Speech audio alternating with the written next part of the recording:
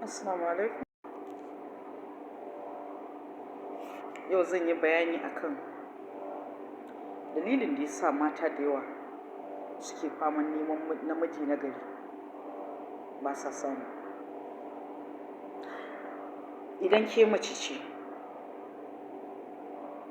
duk ran da kika ji wannan bidiyo, anytime, any day, any year, kowane rana ne, wata ne, shekara ne, to kada ki taɓa mantawa da abin da zan ce. Put it at the back of your mind.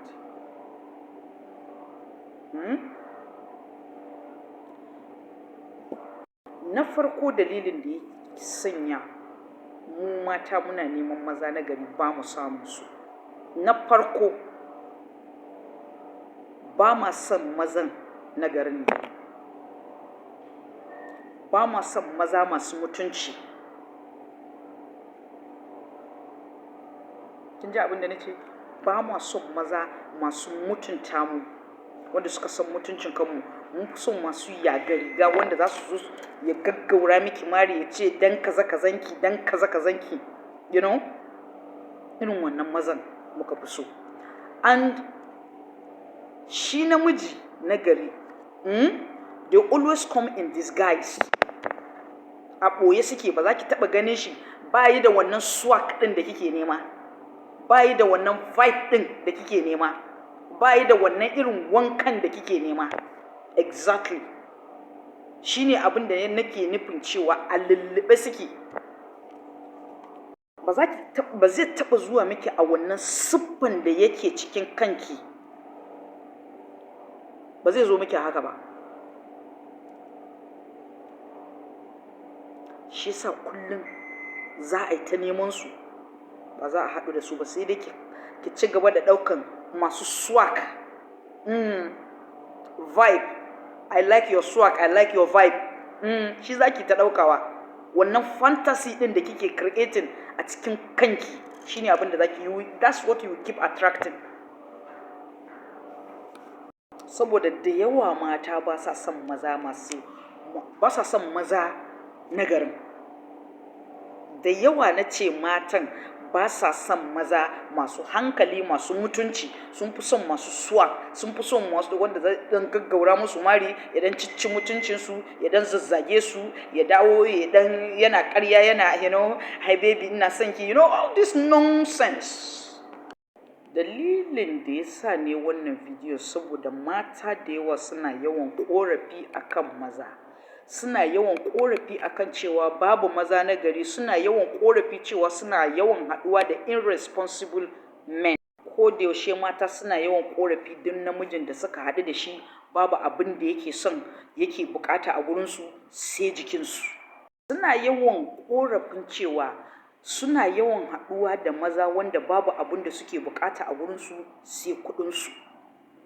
Ƙorafe-ƙorafe ko da yaushe duk namijin da na haɗu da shi sai ya fara maka maganar iskanci, sai ya fara ce miki buɗe nan, yi nuno min wancan, wani irin riga kika sa, wani irin bra kika sa, wani irin kamfe kika sa, right? Daga baya kuma su ɗauke mu su yarda mu. So ga tambaya nan zan miki a matsayinki na mace. Farko matsalan ba daga mazan nagarin bane ba, maza masu kirki masu nagari matsalar ba daga kansu bane ba. Matsalar shine mu matan ba ma son mazan nagarin, ba ma son su, ba su muke so ba, ba kalar su muke so ba, saboda ba su shigar su da yanayin su bai mana ba. A wannan Gen Z ɗin da muka tsinci kanmu, a wannan generation ɗin da muka tsinci kanmu shine duk inda namiji na gari ya fito mai hankali, mai kirki, mai mutunta rayuwarki, mai mutunta ki da iyayenki,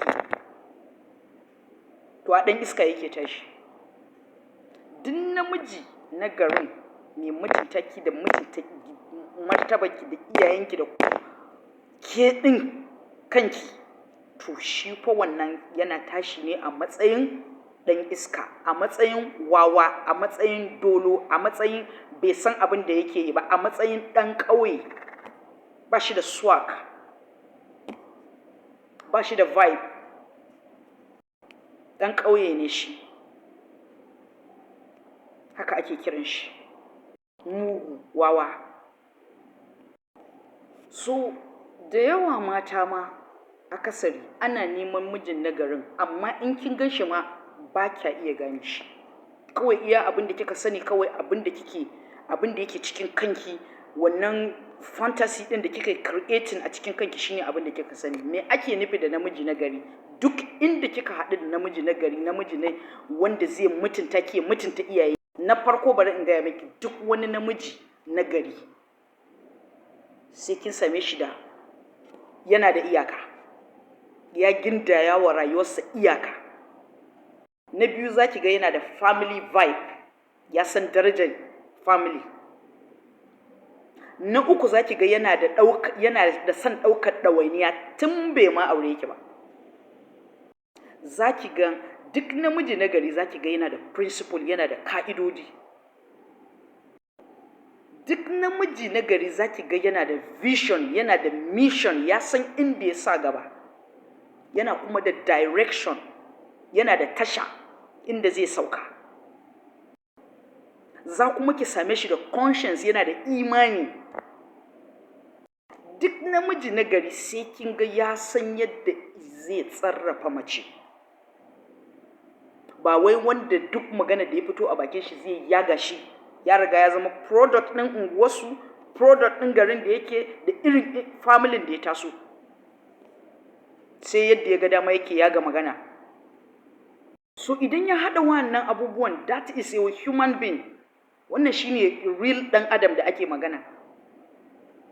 So da yawa mata ba su daraja irin wa'annan mazan, ba su godiya da irin wa'annan mazan.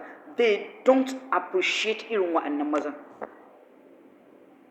Ba su appreciating ɗinsu saboda ba sa son wanda zai gyara musu abin da suke ba daidai ba, a kira su cikin a dawo da su a ce bi nan, karki nan, ko da yaushe ba sa so. Ba sa son irin wannan mazan. Sun fi son wanda ga pimples a fuskaki su ta cewa fuskaki daidai ne. Sun fi son wanda ba zai musu gyara ba.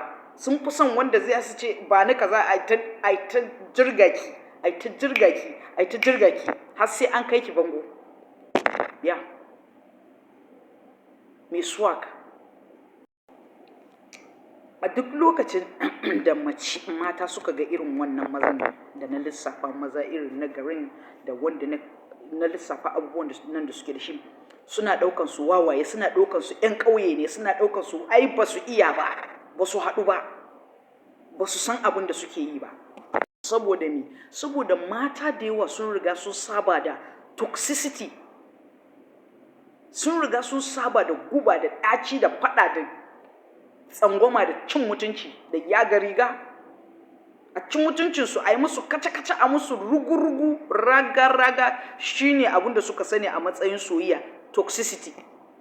Ta ci kwalarka, ka ci kwalarta, shine soyayya.